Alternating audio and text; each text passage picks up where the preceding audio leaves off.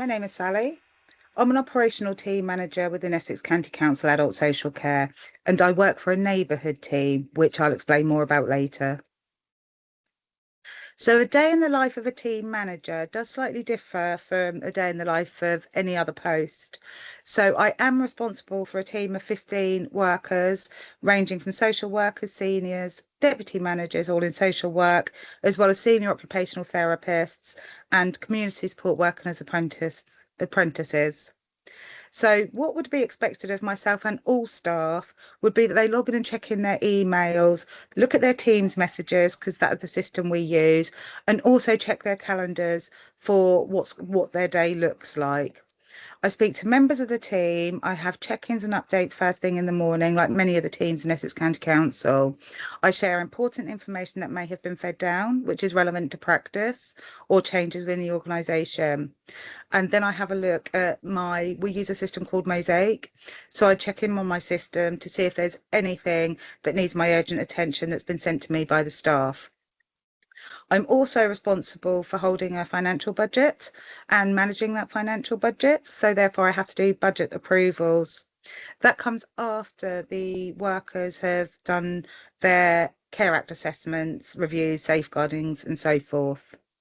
So with the assessments and reviews and the safeguarding, social workers will go out to people's homes or a place that's relevant to that person or a care setting. Sometimes they come to our office spaces or maybe even a Costa Coffee to gather information. And information gathering is about having conversations with the adult, with their carers, families and other persons around them. Sometimes we have to liaise with other professionals with consent, of course. However, under safeguarding, if somebody's at risk, we can actually speak to other organisations and other parties without the need for consent. We may establish whether somebody has mental capacity to participate in some of these assessments or information gathering processes and complete a mental capacity assessment under the MCA 2005. So we also, within my own role, I'm responsible for overseeing what we call the prison stream and also the asylum seeker stream. So as I work in a central part of Essex, we do have a prison which lays in my area.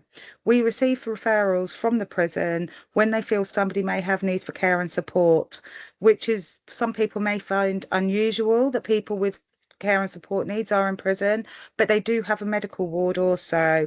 And we will go into the prison and people will be treated with the same dignity and respect as those in community, and services offered would be extremely similar, with the obviously exception they cannot be put into a residential care because they are detained under Her Majesty's Prison Services. We also have 3 asylum seeker sites within the area in which I'm responsible. And these are all adults that are seeking asylum. We have one with just males, young males, who we do tend to find do have needs for care and support, but mainly under mental health. And we also have 2 other areas where they may be families or couples. We also go and assess these people under the Care Act to see if they've got any needs for care and support, or if they need signposting or onward referrals. Very similarly again to what we would do with anybody living in the community. We do not practice with any discrimination or judgment for somebody's circumstances or the situation in which they've found themselves, nor do we discriminate against need, disability or any other characteristic. So as a manager, I do actually undertake casework myself. I have simply wanted to continue to practice as a social worker because that is what I signed up for originally. So I too will go out and undertake Care Act assessments in people's homes or other settings. I will review current care and support packages. So that's the plan we put into place to help somebody meet their needs. I undertake safeguarding, so I investigate any concerns and we look at what can be put into place to support an adult to manage risk and to live safely. I have an extensive amount of meetings as a manager. I am the bridge between higher management, such as director service managers, and the workforce. So I am taking up a lot of my time in meetings. Then information from those meetings do get fed down to my staff. I'm more of a strategic role in terms of manager than a deputy. So whereas a deputy and the manager do both have manager responsibilities, the team manager does have to look at the strategic elements such as performance, sickness, absence management, data analysis, and so forth. They will be responsible for undertaking any task with HR in regards to the staff or individual or as a team. They're responsible for ensuring that training is up to date, all mandatory training, registrations are current, and obviously address any issues if they arise.